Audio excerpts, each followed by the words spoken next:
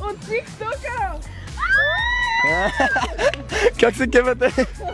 Дами и господа, тук сме с Натали? Натали, принцесата на Созопол, така ти вика ли? Да. Подарявам ти този таф.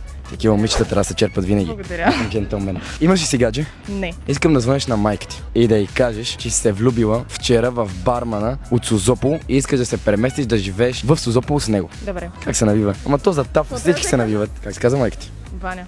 Ваня, тя е доста красива жена. Да. Като принцесата. Не ми дига. На баща ти да е той, нали? И той бил готов. Да знаеш, че се влюбих в един барман в Созопол. Може да остана тук да живея. Те сега като дойда нашка, билиш направо ще донесе багажа. Скандално. Добре, благодаря. Айде. Мале, Трябва да правя мълця.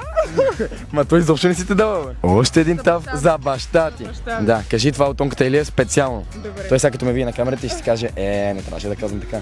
И кои са най-добрите? Аз. Не бе, Тав бе, Тав бе. Тав, добре, Тав тав. бе, принцесо бе, Тав бе.